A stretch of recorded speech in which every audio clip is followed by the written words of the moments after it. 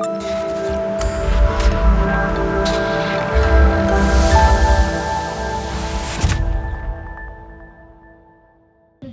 का जो है वो प्रोसेस क्या है और उसकी फ़ीस कितनी जाती है।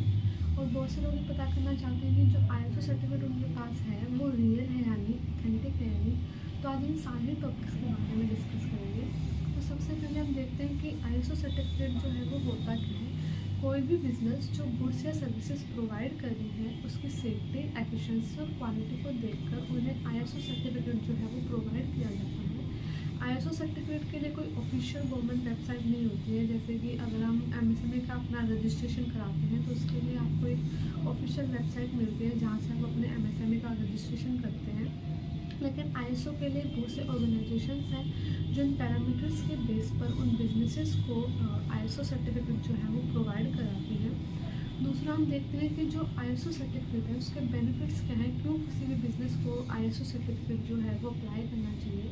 सबसे पहले आईएसओ सर्टिफिकेट जो है वो इंटरनेशनली जो है एक्नॉलेजमेंट है। अगर आप इंडिया में रहकर या इंडिया से बाहर रहकर भी काम करते हैं तो आईएसओ सर्टिफिकेट से आपको काफ़ी हेल्प मिल जाती है। दूसरा, अगर आईएसओ सर्टिफिकेट जो है वो मार्केटिंग और ब्रांडिंग के लिए यूज़ किया जाता है। अगर हम किसी भी बिज़नेस के लिए देखते हैं कि वो आईएसओ सर्टिफाइड है तो एक कस्टमर ट्रस्ट बिल्ड होता है, जो कि काफ़ी इम्पोर्टेंट है किसी भी बिज़नेस के लिए। कोई भी बिज़नेस चाहता है कि कस्टमर का ट्रस्ट उस बिज़नेस पे हो, उनके प्रोडक्ट्स पे हो। और तीसरा, अगर आप गवर्नमेंट टेंडर्स के लिए अप्लाई करना चाहते हैं तो वहाँ पर आपको आईएसओ सर्टिफिकेट जो है वो नेसेसरी हो जाता है। तो ये बेनिफिट्स हैं कि क्यों आपको आईएसओ सर्टिफिकेट जो है वो अप्लाई करना चाहिए। फिर फोर्थ हम देखते हैं कि जो आईएसओ सर्टिफिकेट है उसके टाइप्स क्या क्या हैं। आईएसओ सर्टिफिकेट की जो मोस्ट कॉमन टाइप है वो है 9001। ये टाइप जो है आईएसओ सर्टिफिकेट में काफ़ी यूज़ होती है। मोस्टली बिजनेस यही टाइप यूज़ करते हैं। दूसरा, अगर आप फूड्स या क्यूआरएस के लिए अप्लाई करते हैं तो आपको 2200 जो आईएसओ सर्टिफिकेट है वो चाहिए होता है। अगला हम देखते हैं कि जो आईएसओ सर्टिफिकेट है उसके रजिस्ट्रेशन के लिए आपको क्या क्या डॉक्यूमेंट्स चाहिए होते हैं। इसके लिए काफ़ी मिनिमल जो डॉक्यूमेंट्स हैं वो आपको चाहिए होते हैं। सबसे पहले, अगर आपके पास जीएसटी, एमएसएमई या आपका सर्टिफिकेट ऑफ इनकॉर्पोरेशन है, बेसिकली कोई भी डॉक्यूमेंट जो आप रिलेवेंट हो आपके बिजनेस या फर्म की एग्जिस्टेंस को दिखाए, वो आपको यहाँ पे एक डॉक्यूमेंट चाहिए होता है। दूसरा, आपको अपने कंपनी का, फर्म का आपका पैन कार्ड चाहिए होता है।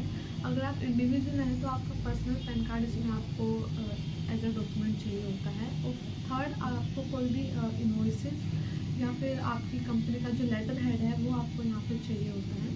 तो ये कुछ डॉक्यूमेंट्स हैं जो यहाँ पर आपको चाहिए होते हैं आपके आईएसओ के सर्टिफिकेट के रजिस्ट्रेशन के लिए। फोर्थ, हम देखते हैं कि जो आईएसओ है वो दो टाइप के होते हैं, आईएएफ और नॉन आईएएफ। आईएएफ जो होता है वो कॉस्टली होता है अगर हम कंपेयर करें तो नॉन आईएएफ से। आईएएफ जो होता है वो बेसिकली गवर्नमेंट टेंडर्स के लिए यूज़ होता है। अगर आप गवर्नमेंट टेंडर्स के लिए अप्लाई करना चाहते हैं तो वहाँ पर आपको आईएएफ सर्टिफिकेट जो है वो चाहिए होता है।